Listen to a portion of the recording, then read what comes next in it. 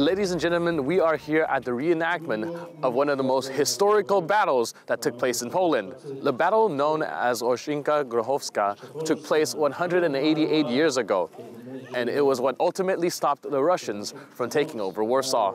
In the year 1795, Poland was partitioned by three of its neighbors, Russia, Prussia, and Austria.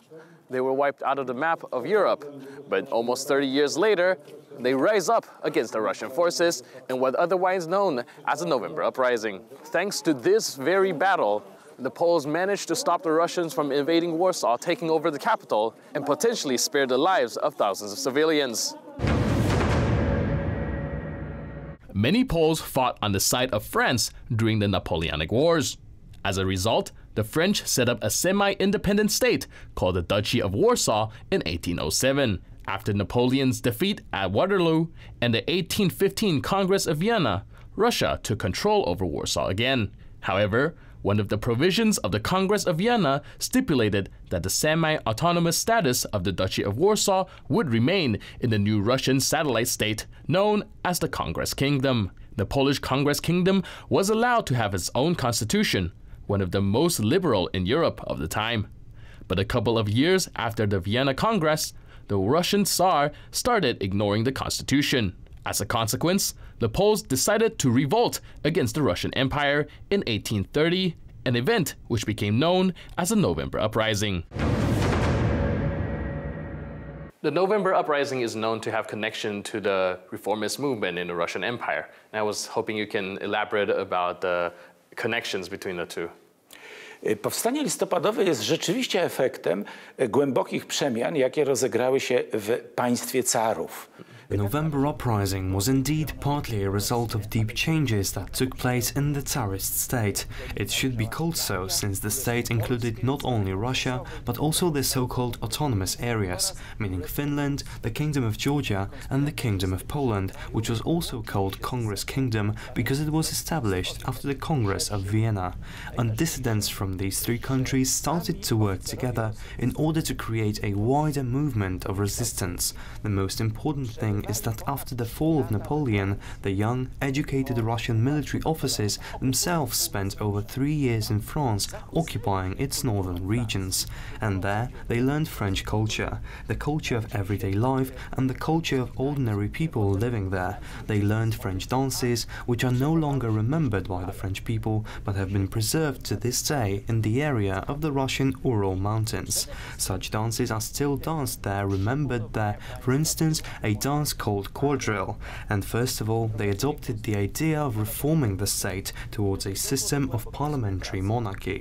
They wanted a constitution and rule of law, and at that point a deep cooperation was established between the so-called Polish Patriotic Society, which was established in the territory of the land which used to be a part of Poland, with the Decembrists, the movement of Russian progressive aristocrats who wanted to reform the state. There is a suspicion that Tsar Alexander I himself supported the movement to a certain degree. We know for sure that he was aware that such an association existed. The movement was intertwined with that of the Freemasons at the beginning, although it was a patriotic form of Freemasonry. After the mysterious death of Tsar Alexander I in 1825, the Decembrist revolt broke out in St. Petersburg. Unfortunately, the uprising fell and its leaders were sentenced to death. They were killed under mysterious circumstances and buried in a place that hasn't been found until today. The Polish soldiers who decided to launch the November Uprising modeled their movement to a certain degree to that of the Decembrists. Why is it so important? It can be answered by slogans that were used by the Poles during the November Uprising, one of the most beautiful slogans in Europe, in my opinion. It went, "For our freedom and yours," and has become one of the unofficial mottos of Poland. It meant that the Poles didn't fight against the Russian nation, but that they fought against the Tsarist autocracy which oppressed impressed Russians and Poles alike. It was supposed to signal that there is a common enemy. They even created banners with embroidered inscriptions in both Polish and Russian, saying, "We fight for our svoboda, or freedom, and yours." Svoboda, meaning freedom, is an old Slavic word which the Russians understand. Us Poles usually use the word wolność, or liberty. Wolność is an even older Slavic word, but the Russians don't use it since centuries, but us Poles do. Svoboda also has a greater meaning than just personal freedom. It can imply political and social freedom too. Poles wanted to continue the work of the Decembrists. At the most important moment after the outbreak of the November uprising, a huge funeral ceremony for the Decembrist leaders was organized in Warsaw. Of course, the bodies of the Decembrist leaders hadn't been found, but some soil from St. Petersburg was brought to Poland by representatives of the Polish parliament who had traveled there in order to negotiate with Tsar Nicholas I. He, as we must remember, was both the Tsar of Russia and the King of Poland. They brought some soil from the place where Russian Decembrist heroes had been killed, and urns with this soil were put in the coffins. The urns had inscriptions with the names, surnames and army ranks of the Decembrist leaders. The 5 most important Decembrist leaders, including Kondraty Ryleyev, Sergei Muravyev-Apostol and Mikhail Bestuzhev, were given an honorary funeral in Warsaw. This was supposed to show the Polish brotherhood with the Russians against the despotic Tsarist empire. Apostoł Murawiew, Bestuzhew i inni. I urządzono im pogrzeb w Warszawie. To miało świadczyć o braterstwie z Rosjanami przeciwko caratowi jako despotom. The Russian Tsar and his court reacted with fury to the news of the November uprising.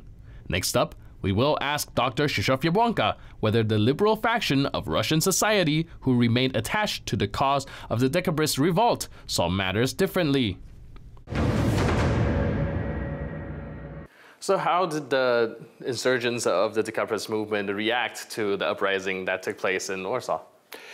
Rosyjska opinia publiczna, ta bardziej liberalna i czekająca na reformy. The liberal public opinion in Russia, which was awaiting reforms, found the event very fortunate and accepted it with joy. They thought that Tsar Nicholas, who had ruled Russia for 5 years by that point in time, would change his attitude towards the Poles and give them complete constitutional rights. The case is that Russia broke constitutional rights and had no constitution implemented in their own country. The Tsar just couldn't adjust to a constitutional system where he was told what he can and cannot do. If he were to succumb to the pressure and accept the constitution which was accepted in the Polish kingdom, it would be easier to adapt this constitution in Russia later on and implement a constitutional rule which would make Russia one of the civilized European countries. By that point, after the surge of Napoleon, almost all of them had adopted some sort of constitution, whether it was well constructed or not. They lived by some state-governed rules. Meanwhile, Russia was an absolute monarchy, which in part resulted from their tradition, inherited from the Byzantine Empire, and so the Tsar completely rejected it. There is a beautiful proverb which was first recorded in that time in the Russian society and was later retold in the time between the uprisings by a Russian writer, Alexander Herzen, which says, "We are pro-Poland because we are pro-Russia," meaning those who really love Russia support Poles, and that Poles are not fighting Russians but the Tsarist rule, who incidentally preferred the German nationals as the ruling dynasty originated from the region of Holstein. They were not Russians, and so it was believed that the Slavic nations will find a common language and work certain issues out, provided they get rid of this German armor which constricted them. The Tsarist regime did an incredible amount of damage in the field of propaganda. They managed to convince their citizens, who at the time were not particularly literate, that Poles are the age-old enemies of the Orthodox Church, the Tsarist autocracy, and everything that is Russian. And that process of turning Russians against Poles continues until this day. because Poland is sort of an understandable alternative to Russians. Poland is a part of Western Europe, but with a Slavic core. Many words and expressions permeate from the Russian language to ours, and vice versa. Those pro-liberal Russians who wanted to lead a peaceful life free of any form of authoritarianism always referred to Poland as this alternative version of how their history could have looked like. This point of view, this way of looking at Poland by Russians, has its roots in these exact times. On the other hand, Poles coined a new motto for our and your freedom. This was to become the most important slogan of the upcoming Spring of Nations, when thousands of Poles fought for the freedom of Hungary, when Hungarians fought in the Polish uprising, when we all fought for France, and finally when each of those nations found themselves at the side of Garibaldi, as he was leading the charge to unify Italy.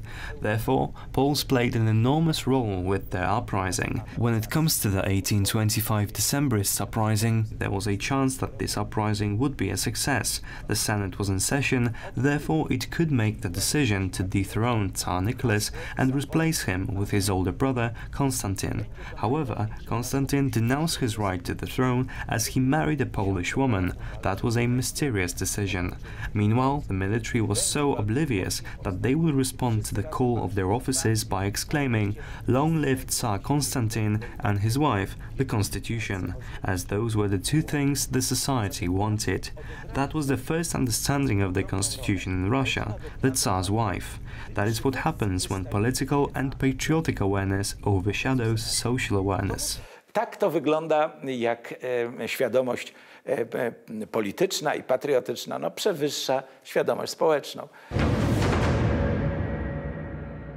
As we can observe, the memories of the historical battles are still kept alive and well, even centuries after the battles have taken place. Clearly, the struggle for national sovereignty is still a key value within the Polish collective memory. That's it for today. I'm your host, Benjamin Lee. I'll see you next time on Poland Daily History.